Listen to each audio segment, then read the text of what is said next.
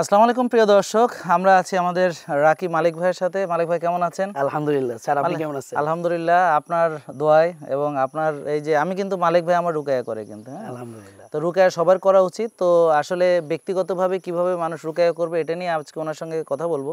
কিন্তু তার আগে একটা প্রশ্ন হচ্ছে, প্রথম যে অনেকেই বলে যে আমি তো কোরআন তেলাওয়াত করি, নামাজ পড়ি, হ্যাঁ, আমি তো আমল করি, হ্যাঁ, সবসময়, তাহলে আমার কি রুকায়া করার দরকার আছে কিনা, এই ব্যাপারটা আপনি কি বলেন? জি জি, অবশ্যই এইরকম ব্যক্তিরও রুকিয়া করার প্রয়োজন আছে, কারণ আমরা জানি যে পৃথিবীর বুকে সব থেকে বেশি আমল করতেন কে? আমার রাসূল নবী সাল্লাল্লাহু হযরত আলাইহি মুহাম্মদ সাল্লাম, সাল্লাল্লাহু আলাইহি ওয়াসাল্লাম, যার উপরে কোরআন নাজিল হয়েছে, রাইট। তো উনি যদি নিজের জন্য রুকিয়া করে, তাহলে সেখানে আমরা কে? হ্যাঁ, আমাদের অবশ্যই প্রয়োজন আছে। এরপরে রাসূল সাল্লাল্লাহু আলাইহি সাল্লাম যখন বদনজরে আক্রান্ত হয়, এবং কিছু কিছু বর্ণনায় আসছে উনি যখন জাদুতে আক্রান্ত হয়, হ্যাঁ, হ্যাঁ, তখন একবার জিবরাইল আলাইহিস সালাম ওনার কাছে আসলেন। জি, এসে বলতেছে, ইয়া মুহাম্মদ হালিস তাকাইতা, হ্যাঁ, হে আল্লাহ রসুল, আপনি কি অসুস্থতা ভুগতেছেন? হুম, তখন উনি বলল যে হ্যাঁ। তখন উনি তাকে একটা দোয়া পড়ে রুকিয়া করে দিল। আচ্ছা, সেই দোয়াটা ছিল এরকম যে বিসমিল্লাহি আরকিক, আমি আপনাকে আল্লাহর নামে রুকিয়া করতেছি। জি, মিন কুল্লি শাইইন উযিক, প্রত্যেক ওই জিনিস থেকে যেটা আপনাকে কষ্ট দেয়। জি, জি, এরপরে বলা হচ্ছে ওয়ামিন শাররি কুল্লি নাফসিন আও আইনি হাসিদ, এবং প্রত্যেক ওই খারাপ নফস থেকে, ব্যক্তিত্ব থেকে, এবং প্রত্যেক হিংসাত্মক বদনজর থেকে আমি আপনাকে রুকিয়া করতেছি। কার নামে? আল্লাহর নামে। আল্লাহর নামে, আল্লাহু ইয়াশফিক, আল্লাহ আপনাকে সুস্থতা দান করুক। বিসমিল্লাহি আরকিক, হ্যাঁ, আমি আপনাকে আল্লাহর নামে রুকিয়া করতেছি। আমিন, তো আমিন। খুব সুন্দর একটা দোয়ার মাধ্যমে জিবরাইল আলাইহিস সালাম আল্লাহ রাসূলকে কি করছেন? দোয়া মানে মানে রুকিয়া রুকিয়া করছেন। করে দিয়েছেন। জি, জি, এরপরেও রাসূল সাল্লাল্লাহু আলাইহি সাল্লাম সহিহ বুখারীতে আসছে, উনার ফ্যামিলিতে যখন কেউ আক্রান্ত হইতো, তিনি একটা দোয়া পড়তেন, আল্লাহুম্মা রব্বান নাস, হে মানুষের রব, আজহিবিল বাস, আপনি বিপদকে দূর করে দেন। ইশফি, আপনি শিফা দান করেন। আনতা শাফি, আপনিই শিফাদাতা।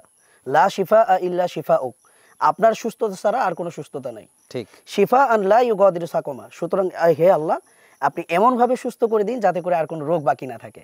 তো এই দোয়াটা উনি পড়ে ওনার আহলিয়াদের শরীর মুছে দিতেন। মুছে দিতে হবে। হ্যাঁ, তো তার মানে কি, আল্লাহ রসুল নিজেও রুকিয়া করতেন, হ্যাঁ, ওনার ওয়াইফদেরও উনি রুকিয়া করে দিতেন। জি, জি, এবং আল্লাহ রসুলের যখন সমস্যা বেড়ে গিয়েছিল, উনি যখন নিজে পারতেছেন না, হুম, তখন জিবরিল আলাইহিস সালাম এসে ওনাকে রুকিয়া রুকিয়া করে করে দিয়েছেন। দিয়েছেন, তার আলহামদুলিল্লাহ। মানে প্রয়োজন, মানে যারা আমল করেন, দৈনন্দিন নামাজ পড়েন, তেলাওয়াত করেন, তারাও যদি কোনো অসুখ বিসুখে আক্রান্ত হয় বা বিপদগ্রস্ত হয়, তারাও নিজেরাই রুকিয়া করতে বা পারবেন সে শরীর ইনশাআল্লাহ। ভালো লাগছে না, জি ফিল জি করলো, জি, সেটা রাইট। আর কি। হ্যাঁ, তো প্রিয় দর্শক, আমাদের লাইফস্টাইল ফলো করার পাশাপাশি আপনারা যদি রুকিয়া করেন, অর্থাৎ আমার অনেক রুগী আছে, মানে আপনার কাছে তো আমি জি পাঠাইছিলাম, আলহামদুলিল্লাহ। যে তারা কি করেছে, তারা আমাদের লাইফস্টাইল পুরোপুরি ফলো করেছে। তো এখন যারা পুরোপুরি ফলো করে, এখন অনেকে আছে বলে যে আমি করি, আসলে পরে দেখা যায় যে পুরোপুরি করছে না। করছে না। কিন্তু দেখা যাচ্ছে যে আসলে যারা পুরোপুরি করছে, কিন্তু তবুও দেখা গেল কিছু কিছু বিষয়ে তারা রেজাল্ট পাচ্ছে না। যেমন একজন মহিলা, হ্যাঁ, তার ঘুম হচ্ছিল না, জি স্যার। তো আমি ওনার কাছে পাঠাইছি। পাঠানোর পরে একটা রুকিয়া সেশন করার পরেই তার ঘুম ঠিক হয়ে গেছে। 7-8 বছর তার ঘুমাইতে পারতো না। তা আলহামদুলিল্লাহ। এটা এরকম আর কি। তা আমরা যাদেরকে আমাদের লাইফস্টাইল ফলো করতে বলি, তো আমাদের কাছে মানুষরা আসে, খাদ্যাভ্যাস পরিবর্তন করে, রোজা রাখে, মানসিক প্রশান্তির চর্চা করে, পুরুষরা জামাতে নামাজ পড়ে, মহিলাদেরকেও আমরা তাকিদ দিই যে নিয়মানুবর্তিতা এবং আউয়াল ওয়াক্তে নামাজ পড়ে ফেলানোর জন্য। এবং আমরা তাহাজ্জুদ পড়ার কথা বলি, আর্লি ঘুমানোর কথা বলি, ভোরে ওঠার কথা বলি, হ্যাঁ, এবং সবসময় কল্যাণের সঙ্গে থাকার কথা বলি। জি জি। এখন এত কিছু করার পরেও যখন দেখা যাচ্ছে যে তার কোনো একটা সমাধান হচ্ছে না, তখন আমি যখন ওনার কাছে পাঠাইছি, দেখা গেল একটা দুটো সেশনেই তার মোটামুটি রেজাল্ট পেয়ে গেছে। আলহামদুলিল্লাহ। তা এখন প্রিয় দর্শক, লাইফস্টাইল শুধু ফলো করলেই হবে না, এর পাশাপাশি আমাদেরকে রুকায়াও করতে হবে। জি জি। হ্যাঁ, বিশেষ করে যদি প্রয়োজন পড়ে। তা আপনি যদি এই যে নিজের রুকায়া নিজে কিভাবে করে, এটা যদি একটু কাইন্ডলি আচ্ছা, বলেন। তো এটা আমি খুবই সংক্ষেপে বলার চেষ্টা করব, পয়েন্ট টু পয়েন্ট জি, ধরে ধরে। প্রথম বিষয় হলো, আমি কেন রুকিয়া করব, জি, এই সমস্যাগুলোকে একটা নোট করে ফেলা। আচ্ছা, তার মানে আমার সমস্যাগুলো, যে আমার এই সমস্যা থেকে মুক্তি পেতে আমি করছি, রুকিয়া গুড। করতে হ্যাঁ, যাচ্ছি, তারপর রাইট। তো এক নম্বরে যে প্রবলেমটা থাকবে, হ্যাঁ, সাপোজ ধরেন আমার ঘুম হচ্ছে না, ঘুম হচ্ছে না, তো আমি এই প্রবলেমটা ধরে একদিন 30 মিনিট নিজেই রুকিয়া করব। কিভাবে? এটা আমি পরে বলতেছি, জি, জি, আমি জাস্ট বুঝাচ্ছি। আচ্ছা, দ্বিতীয় নম্বর হচ্ছে যে তার প্রবলেম হলো, যেমন মাইগ্রেনের প্রবলেম আছে হ্যাঁ, বা মাথা ব্যথা আছে, হ্যাঁ, এটার জন্য সে আরেকদিন 30 মিনিট করবে। আচ্ছা, আচ্ছা, অর্থাৎ এক এক দিন এক একটা সমস্যা ধরে ধরে উনি আচ্ছা, কি মানে করবেন, প্রতিটা সমস্যার জন্য আলাদা আলাদা। আলাদা আলাদা দিন। তা প্রিয় দর্শক, আমরা যেমন বলি যে মাথা ব্যথার এই ওষুধ, হ্যাঁ, পেট ব্যথার ওই হ্যাঁ, ওষুধ, হ্যাঁ, তো এরকম মানে প্রতিটা, মানে এখানে প্রেসক্রিপশন ওরকমই, জি যে জি জি, আপনার সমস্যা অনুযায়ী আলাদা আলাদা করে আলাদা রুকে। আলাদা আচ্ছা, করে, আচ্ছা, রাইট। তারপর? তো এখন আমি কিভাবে রুকিয়াটা করব? তো আমি প্রথমে আল্লাহর কাছে 10 থেকে 15 মিনিট বাংলায় দোয়া করব। আচ্ছা, মানে আমার মানে নিজের মনের ভাষায়। যে আবেগটা, জি, আমি আল্লাহর যেমন কাছে একটা আসলে কি উদাহরণ চাইতেছি। দেন। হ্যাঁ, আমি উদাহরণ দিচ্ছি। যেমন মনে করেন, আমি আল্লাহর কাছে দোয়া করলাম যে আল্লাহ, আমার এই ঘুমের প্রবলেমের সাথে সম্পৃক্ত যত বদনজর আছে, যত হিংসা, হাসাদ, জেলাসি আছে, যদি কোনো জাদু টোনা থেকে থাকে এবং কোনো যদি জিন শয়তানের প্রভাব থেকে থাকে, আল্লাহ আপনি এগুলোকে ধ্বংস করে দেন, আমিন। ঠিক আছে, এইভাবে সে কন্টিনিউয়াসলি 10 মিনিট দোয়া করবে, রিপিট করবে এই দোয়াটাই। আচ্ছা আচ্ছা। এরপরে বাকি 10 থেকে 15 মিনিট তিনি সূরা ফাতিহা, আচ্ছা, যেমন সূরা ফাতিহার ক্ষেত্রে হাদিসে বলা হয়েছে এটা হচ্ছে সূরাতু শিফা, শিফা মানে পৃথিবীর বুকে যত রোগ আছে সব রোগের জন্য এটা শিফা, আলহামদুলিল্লাহ। তো আমি ওই সূরাতু শিফা পড়বো। হ্যাঁ, এরপরে আমি সূরা ফালাক এবং নাস কতবার পড়বে সে, কয় মিনিট? 15 মিনিট। মানে শুধু ফাতিহা পড়বে 15 মিনিট? না না, মানে সূরা ফাতিহা, ফালাক এবং নাস তিনটা সূরা মিলে 15 মিনিট পড়বে।